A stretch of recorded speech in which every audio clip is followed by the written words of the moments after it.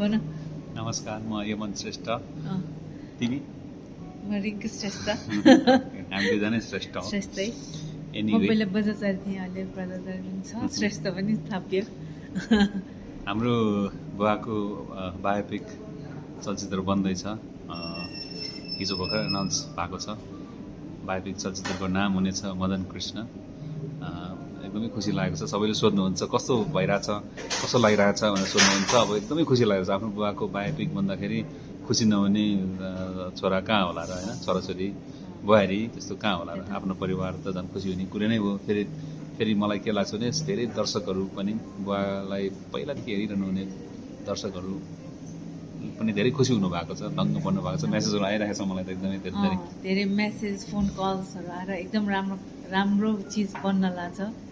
फिल्ममा पनि ड्याडीको त्यो पहिलादेखिको लाइफ के रहेछ, कसो रहेछ भनेर हेर्न चाहिँ एकदम इच्छुक दर्शकहरू पनि भेट्यो। अनि बुवा पनि खुसी हुनुहुन्छ, बा पनि इज भेरी ह्याप्पी।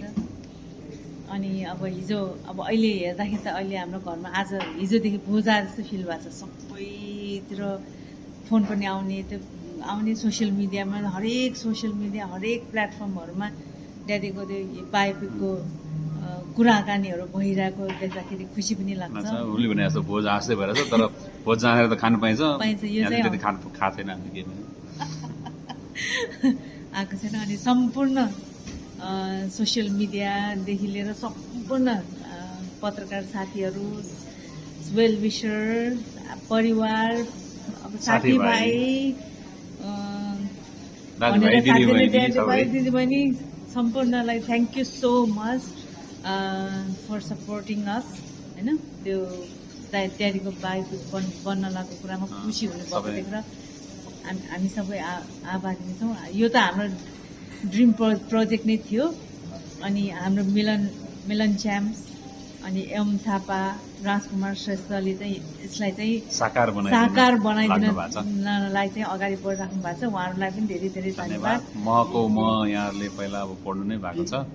महको पनि धेरैले मन पराउनु भएको छ।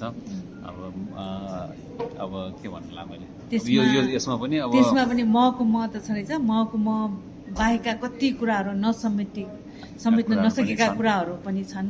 त्यो पनि देख्नुहुनेछ फिल्ममा। आई होप यो मुभी आएपछि चाहिँ तपाईँहरू सबैले इन्जोय गर्नुहुन्छ भन्ने चाहिँ पूर्ण विश्वास छु।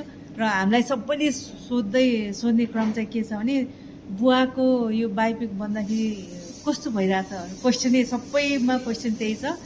We are so happy to share बुवाको यो बायोपिक बन्दैछ भनेर सेयर गर्न पाउँदाखेरि वी आर सो ह्याप्पी। सम्पूर्ण पत्रकार साथीहरूदेखि लिएर सम्पूर्णलाई धेरै धेरै धन्यवाद भन्न चाहन्छु। र यस्तै साथ र सपोर्टको चाहिँ अपेक्षा पनि राख्दैछु। Thank you so much. Bye bye. Bye bye. अफ पनि त गर्नु पर्यो।